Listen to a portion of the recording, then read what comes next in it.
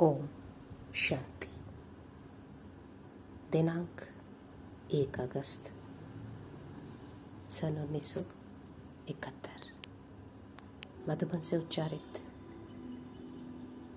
अव्यक्त बाप दादा के मधुर मधुर महावाक्य। वाणी का विषय है स्वयं की स्टेज को सेट करने की विधि।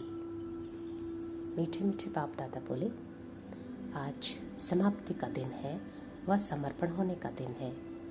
समर्पण अर्थात जो भी ईश्वरीय मर्यादाओं के विपरीत संस्कार व स्वभाव व कर्म है उसको समर्पण कर देना।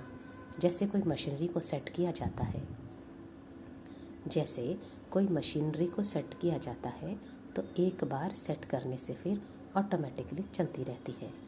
इस रीति से भट्टी में भी अपनी संपूर्ण स्टेज व बाप के समान स्टेज व कर्मातीत स्थिति की स्टेज के सेट को ऐसा सेट किया है जो कि फिर संकल्प, शब्द व कर्म उसी सेटिंग के प्रमाण ऑटोमेटिकली चलते ही रहे।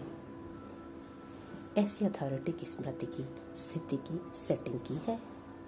ऑलमाइटी अथॉरिटी बाप है ना।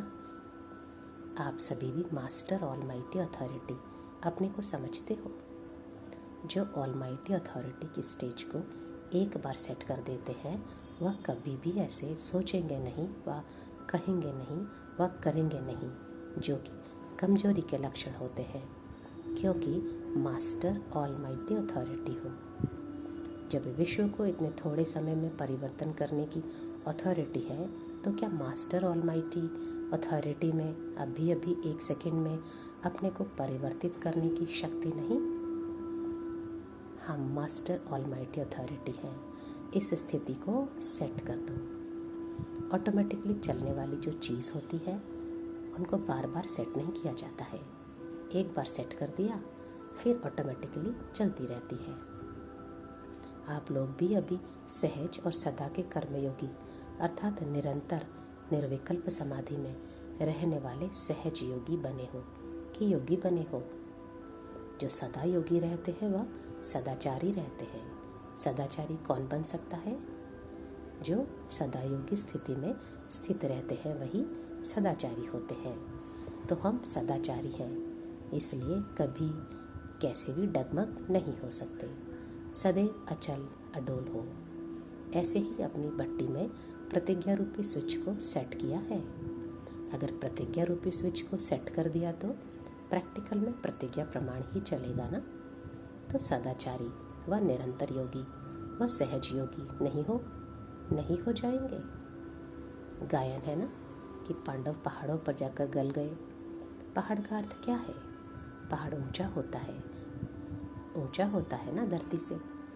तो पांडव धरती अर्थात नीचे की स्टेज को छोड़कर जब ऊंची स्टेज पर जाते हैं तो अपने पास्ट के व ईश्वरीय मर्यादाओं के विपरीत जो संस्कार, स्वभाव, संकल्प, कर्म व शब्द जो भी है उसमें अपने को मर्जीवा बनाया अर्थात गल गए। तो आप भी धरती से ऊंचे चले गए थे ना। पूरे गल कर आए हो और कुछ रख कर आए हो। अपने में निश्चय बुद्धि है तो उनकी कभी हार नहीं हो सकती। एक चाहिए हिम्मत, दूसरा फिर हिम्मत के साथ साथ उल्लास भी चाहिए।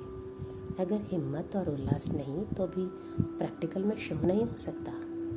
इसलिए दोनों साथ साथ चाहिए। एक अंतर्मुखता और दूसरी बाहर से शो करने वाली हर्षित मुक्ता, वह अवस्था है।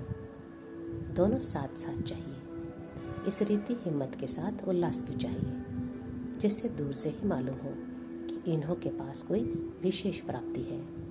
जो प्राप्ति वाले होते हैं उनके हर चलन, नैन, चैन से वह उमंग उत्साह दिखाई देता है। भक्ति मार्ग में सिर्फ उत्साह दिलाने के लिए उत्सव मनाने का साधन बनाया है। खुशी में नाचते हैं ना। कोई की भी उदासी या उलझन आदि होती है वह किनारे हो जाती है ना। तो हिम्मत के साथ उल्लास भी जरूर चाहिए। और अविनाशी स्टैंप लगाई है। अगर अविनाशी की स्टैंप ना लगाई तो क्या होगा? दंड पड़ जाएगा। इसलिए यह स्टैंप जरूर लगाना। तो यह सदाकाल के लिए समर्पण समारोह है ना। फिर बार बार तो यह समारोह नहीं मनाना पड़ेगा ना। हाँ, याद के निशानी का मनाना और बात है, जैसे बर्थडे याद निशानी के लिए मनाते हैं ना, तो यह समर्पण प्रतिज्ञा दिवस है। विजय का दिन भी मनाते हैं, तो यह भी आप सभी की विजय अष्टमी का दिन हुआ ना, विजयी बनने का दिन, सदैव स्मृति में रखना। लास्ट स्वाहा ऐसे करो जो सभी के मुख से आप लोगों को देखकर वाह वाह निकले और आपको कॉपी करें। कोई अच्छी बात होती है तो न चाहते भी सभी को कॉपी करने की इच्छा होती है। जैसे बाप को कॉपी करते हैं वैसे आप लोगों के हर कर्म को कॉपी करें। जितना श्रेष्ठ कर्म होगा उतना ही श्रेष्ठ आत्माओं में सिमरण किए जाएंगे।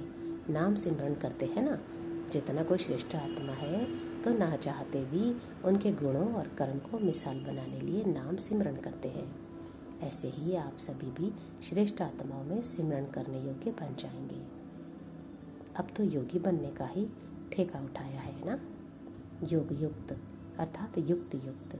अगर कोई भी युक्त संकल्प व शब्द व कर्म नहीं होता है तो समझना चाहिए योग युक्त नहीं है, क्योंकि योग युक्त के निशानी है युक्त युक्त। योग युक्त का कभी अयुक्त कर्म व संकल्प हो ही नहीं सकता।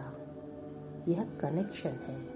अच्छा, ओम शांति।